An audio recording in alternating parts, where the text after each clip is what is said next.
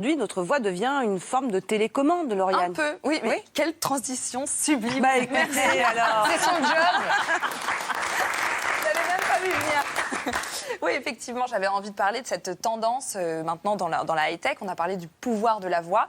Maintenant, la voix devient une télécommande à part entière. Ça a commencé avec Siri, l'assistant vocal d'Apple. C'était en 2011, donc il y a déjà 9 ans. Et Siri, c'est l'assistant vocal qui permet de faire ça. Dis Siri, quel temps fait-il aujourd'hui ? Il fait 12 degrés actuellement à Boulogne-Billancourt. Les températures seront plutôt stables avec une moyenne de 11 degrés. D'accord, très bien. Merci beaucoup Siri. Alors moi je suis pas spécialement fan de la voix de Siri, mais en fait on peut lui demander absolument tout. Ça fait des calculs, des recherches sur Internet, ça peut donner la définition d'un mot. Et c'était la première fois en 2011 que l'intelligence artificielle pénétrait vraiment le foyer des gens. Avant c'était quelque chose d'assez distant ou alors pour des chercheurs. Là on a vraiment une intelligence artificielle à laquelle on peut parler. Ça a continué ensuite en 2014 avec Alexa. On en a pas mal parlé aussi parce que forcément il y avait des failles de sécurité. On savait pas trop qui écoutait ce qu'on racontait à son téléphone. Et là, c'est l'assistant vocal d'Amazon qui fonctionne sur plusieurs appareils, donc des enceintes portatives ou bien des enceintes qu'on garde chez soi. Et puis, on peut demander l'heure, la météo, ça fait la liste des courses, ça nous donne les rendez-vous de la journée. Enfin, vraiment, on discute maintenant avec Alexa comme on discute avec un enfant, quoi. Parce que bon, le vocabulaire d'Alexa n'est pas forcément dingue. Mais bon, elle donne des réponses. Et puis, 2 ans plus tard, 2016, l'assistant Google, qui forcément essayait de rattraper un peu son retard. Donc lui, il s'appelle tout simplement Google Assistant. Et il est disponible par défaut sur tous les appareils Android où on peut donc de lui demander un petit peu la pluie et le beau temps. Il suffit de dire OK Google, qui a donné ensuite lieu au même que OK Boomer, ça c'est OK Boomer, pour se moquer des baby boomers, voilà, sur Internet. Et puis là, en ce moment, il y a une conférence qui s'appelle le CES, ça se passe à Las Vegas, où on présente toutes les innovations et les assistants vocaux ont vraiment le vent en poupe. Là, on vient juste d'inventer via Google un interprète qui permet de traduire en direct une conversation. Ça donne à peu près ça. Hi there. How can I help you? Hola, ¿habla español? Sorry, I only speak English, but you can select the language you speak. Español. Hey Google, be my interpreter. What language should I interpret to? Spanish. Okay, go ahead. How can I help you?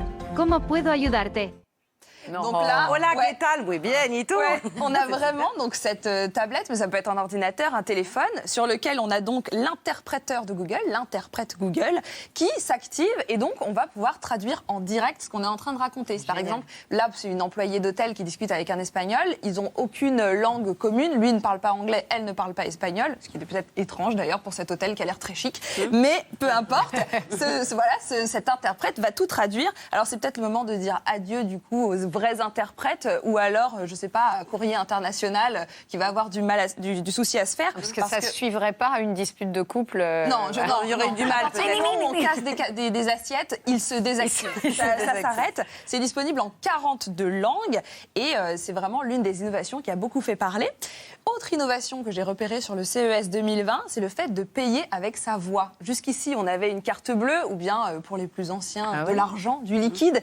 Eh bien, on mettait sa carte bleue dans un distributeur, on mettait un code, on payait. Maintenant, la voix devient un mot de passe. C'est-à-dire qu'on va pouvoir enregistrer un mot de passe. Par exemple, je dis, il fait très beau aujourd'hui, merci. Ça va être mon mot de passe et les applications vont retenir ce que je suis en train de dire et le timbre de voix. Et ça marche même si je suis enrouée, même si je suis malade, même si, je sais pas...